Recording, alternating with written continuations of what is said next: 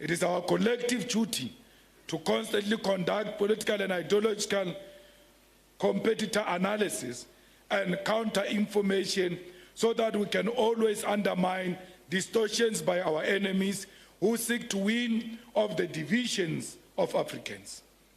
The ruling party in South Africa, after having tested the ground through various proxies and puppets on the ground, has taken a deliberate decision that it will suddenly blame the social ills of our country on illegal immigrants.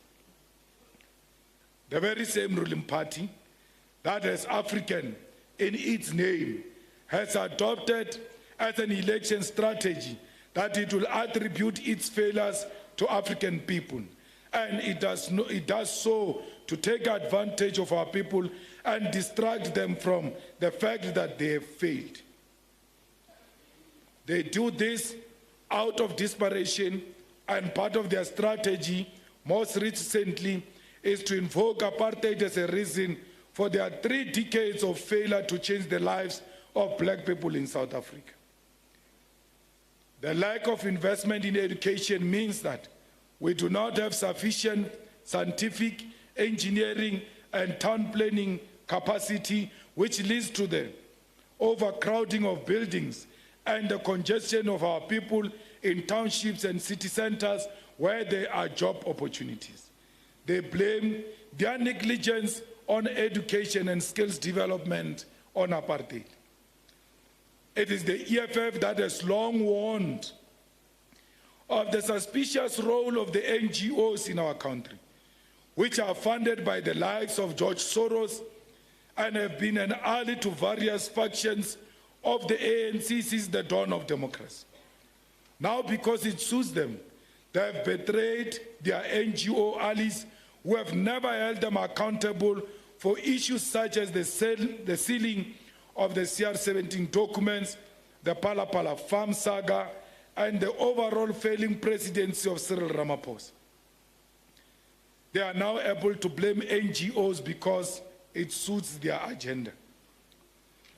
The ruling party in South Africa is attempting to play a delicate balance between being proud to have governed since 1994, while at the same time being so ashamed of its failures that they depict themselves as victims of the system. The EFF must be able to articulate that the domestic conditions of South Africa of collapsing infrastructure, lack of electricity, lack of water, lack of housing, and the rising cost of living must be blamed on the ruling party that was never prepared to govern in the first place. Our state-owned enterprises are being privatized by an unaccountable minister of private enterprise by the name of Jamnandas Godan, who is permanently sick whenever he has to account to Parliament for his role in destroying our assets. We must articulate this to our people who suffer chronic load shedding and lack of affordable transport because a group of individuals are selling our national assets such as Eskom and Transnet to the highest bidder. Fellow comrades, our institutions are compromised in defense of a president who has no capacity to take our country forward.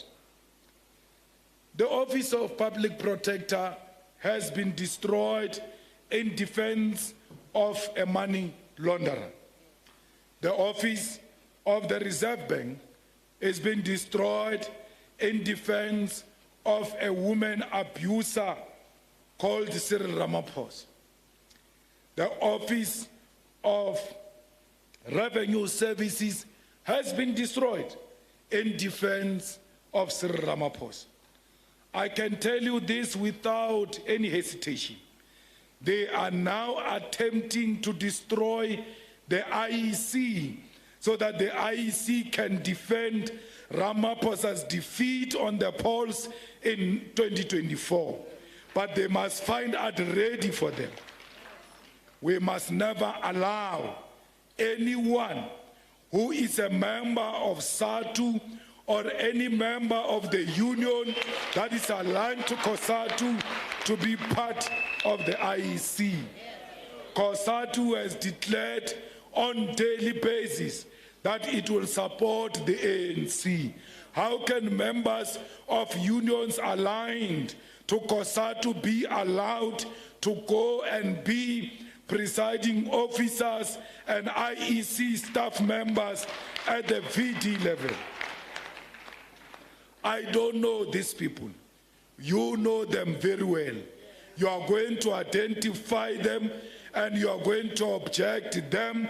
And if you see them on election day working for the IEC, we will stop the VD until those individuals are removed because they've declared their intentions very clear.